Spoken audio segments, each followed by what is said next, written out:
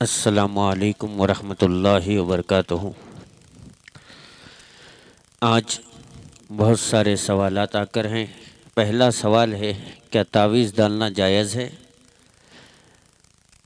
جی ہاں، تعویذ ڈالنا جائز ہے، بشرط ہو کہ اس تعویذ میں کفری جملے نہ ہوں اور شرکی جملے نہ ہوں۔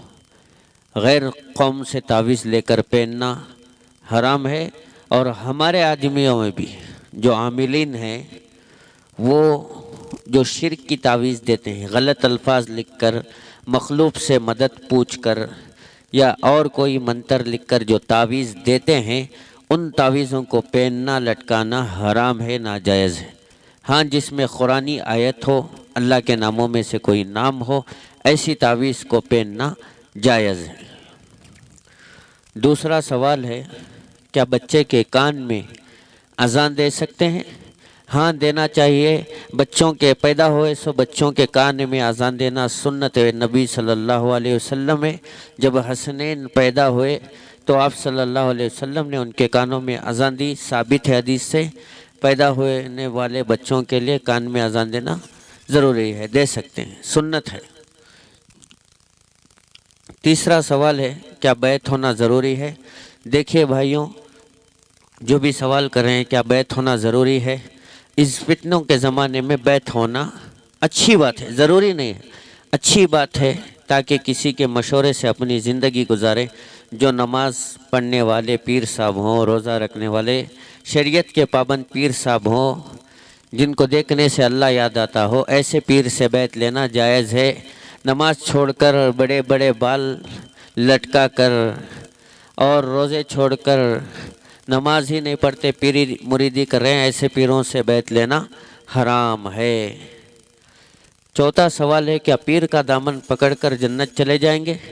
بالکل نہیں جائیں گے، جب تک خود کے اعمال صحیح نہیں ہوئیں گے۔ کسی کے بھروسے میں یا کسی کا دامن پکڑ کر جنت کو نہیں جائیں گے۔ جس کو اللہ معاف فرما دے، جس کے گناہ کو اللہ مٹا دے، وہی جنت کو جائے گا۔ جس کے حق میں نبی کریم صلی اللہ علیہ وسلم کی شفاعت نصیب ہو جائے۔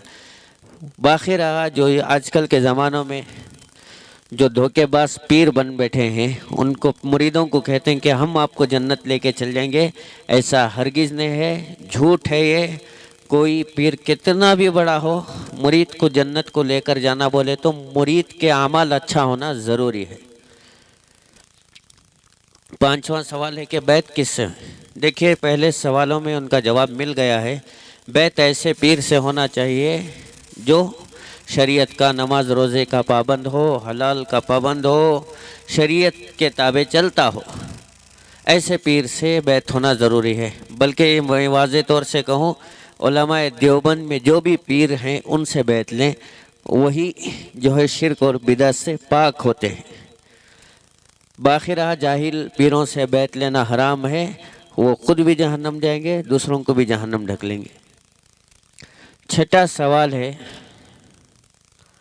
اگربتی کا جلانا کیسا ہے؟ تو اگربتی جو ہے خوشبو کے لیے گھر میں جلا سکتے ہیں، اس میں کوئی حرج نہیں۔ صبح شام جلاؤ، دوپہر میں جلاؤ، رات میں جلاؤ، کوئی حرج نہیں۔ اسے کچھ سمجھ کر جلانا، یہ جلانے سے ہی برکت آئے گی، یہ جلانے سے فلاں خوش ہو جائے گی، وہ خوش ہو جائیں گے۔ مخلوق جو ہے، کچھ لوگوں کا عقیدہ ہے کہ اگربتی جلانے سے کاروبار میں فل برکت ہو جاتی ہے، ایسا نہیں ہے۔ خوشبودار چیز اللہ اور اس کے رسول صلی اللہ علیہ وسلم کو پسند ہے، خوشبودار اپنے گھر کو رکھیں، اس نیت سے جلا سکتے ہیں اگربتی۔ یہ چھوڑ کر یہ جلانے سے ہی برکت آئے گی بول کر جلانا، یہ جلانے سے ہی خوشی آئے گی بول کر جلانا، یہ غلط ہے۔ اسے اچھا جاننا غلط بات ہے کہ جلانے سے ہی ہمارے گھروں میں برکت آئے گی، ایسا کچھ نہیں ہے، غلط ہے۔ خوشبو کے لیے اگربتی صبح شام جلا سکتے ہیں۔ ساتواں سوال ہے کہ حاضری جو آج کل لوگوں پر آتی ہے، اس کی کیا حقیقت ہے؟ ماشاءاللہ، آج کل جو ہے حاضری کے نام پر ڈھونگ چل رہا ہے۔ عورتوں کے اوپر حاضری، مردوں کے اوپر حاضری، عاملوں کے اوپر حاضری، یہ سب جھوٹ ہے، ڈھونگ ہے، ناٹک ہے ان کا۔ کسی کے اوپر کوئی حاضری نہیں آتی۔ ہاں حاضری جو آ رہی بول کر جو پیسہ وصول کر رہے ہیں، نماز روزے کے پابندی نہیں ہے، ہاں تلاوت کے پابند نہیں ہے، اللہ اور اس کے رسول کو چھوڑ کر حاضری کے ڈھونگ میں امت کو پھنسا کر جہنم کو لے کر جا رہے ہیں۔ کون دیکھے اس زمانے میں کہہ رہا ہے کہ ہمارے اوپر حاضری آ رہی ہے، میرے اوپر حاضری آ رہی ہے، ہمارے چچا کے اوپر حاضری آ رہی ہے، ہمارے خالہ کے اوپر حاضری آ رہی ہے۔ یہ سب خامخواہ جھوٹ ہے، فریب ہے۔ جس کے آنگ میں آتے ہیں وہ جنات آتے ہیں، شیاطین آتے ہیں، آ کر جو ہے غلط سلط باتیں کہہ کر امت کو گمراہ کرتے ہیں۔ ان حاضریوں کے چکر سے نکل جائیں۔ 99% جھوٹ آ گئی ہے اس کے اندر۔ کون دیکھا اس کے اوپر آج حاضری آ رہی ہے۔ میں آپ سے سوال کرتا ہوں، نبی کریم صلی اللہ علیہ وسلم کے زمانے میں کسی کے اوپر حاضری آئی؟ صحابہ کے زمانے میں کسی کے اوپر حاضری آئی؟ کیا تابعی طب تابعی ائمہ اربعہ، امام اعظم ابو حنیفہ رحمۃ اللہ علیہ، امام شافعی، امام مالک، امام احمد بن حنبل، یا پیران پیر غوث الاعظم دستگیر رحمۃ اللہ علیہ، یا خواجہ معین الدین چشتی اجمیری رحمۃ اللہ علیہ کے زمانے میں کسی پر حاضری آئی؟ نہیں آئی۔ بزرگوں میں ہی نہیں ہے۔ یہ جاہلوں کا کرتب ہے، حاضری کے اوپر زیادہ دھیان نہ دے۔ کسی کے اوپر کوئی حاضری نہیں آتی ہے، سب ڈھونگ ہے، ناٹک ہے۔ اللہ ہم سب کی حفاظت فرمائے۔ 8واں سوال ہے، کیا قرآن ہاتھ سے گر گیا تو کیا کفارہ واجب ہے؟ دیکھیں مسلمان بھائیوں، کوئی بھی مسلمان جان بوجھ کر قرآن کو ہاتھ سے نہیں گراتا۔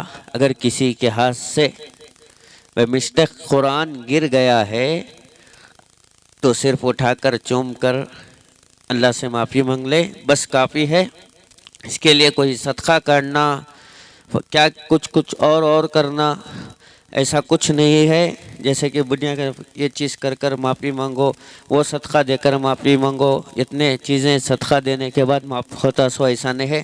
بس اللہ سے کہہ دے، اللہ بے مسٹیک میرے ہاتھ سے قرآن گر گیا، معاف کر دے، اللہ معاف کر دیں گے۔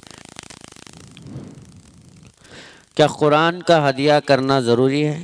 دیکھیے آج کل کے زمانے میں قرآن کا ہدیہ کرنا بول کر ہلدی یا نکاح کے دن عرس کے قرآن کا ہدیہ کرتے ہیں، جبکہ نوشوں کے قرآن کا ہدیہ ہی نہیں ہوتا۔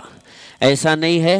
دیکھیے جو شخص قرآن پڑھ لیا ہو، مکمل کر لیا ہو، کافی ہے، مرد ہو یا عورت، اس کے لیے ہدیہ کرنا، اس کے لیے ایک رسم ادا کرنا، ایسا کچھ بھی صحابہ کے زمانے میں، نبی کے زمانے میں ایسا نہیں تھا۔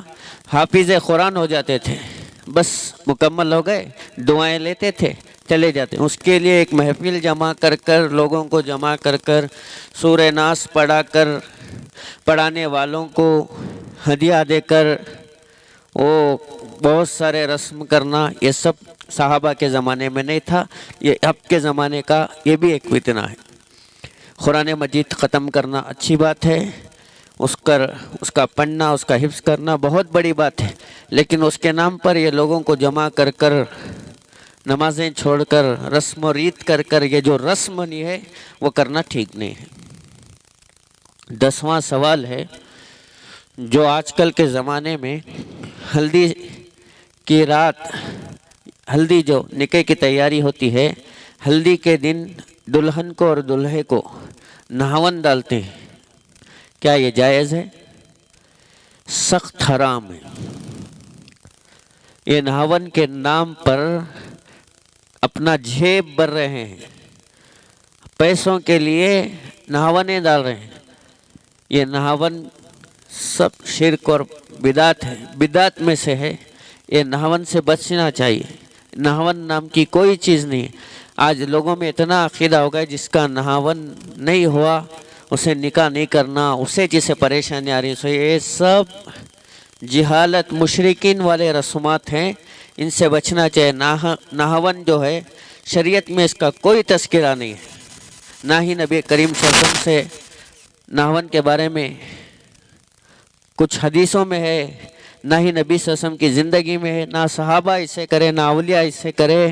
یہ جاہلوں والی رسم ہے، اللہ کی پناہ ہے، سخت حرام ہے۔ ناون بول کر جو ہے لوگ آ کر ناون ڈال رہے ہیں، سخت حرام ہے، ان سے بچنا چاہیے۔ یہ کبیرہ گناہوں میں سے گناہ ہے، یہ سخت حرام ہے۔ ناون نام کی کوئی چیز شریعت میں نہیں ہے، بس نکاح کے دن یا ہلدی تو نہیں ہے شریعت میں، یہ بھی جو پہلے دن کریں بس غسل کرے، نبی کریم صلی اللہ علیہ وسلم کے سنت کے مطابق غسل کرے، بس ہو گیا غسل۔ اس میں دوسروں کو بلا کر دم کر چکسے کے پانی میں دم کر نیمبواں کاٹنا، یہ سب عاملین کا دھوکہ ہے، اس سے بچنا چاہیے۔ وآخر دعوانا الحمدللہ رب العالمین۔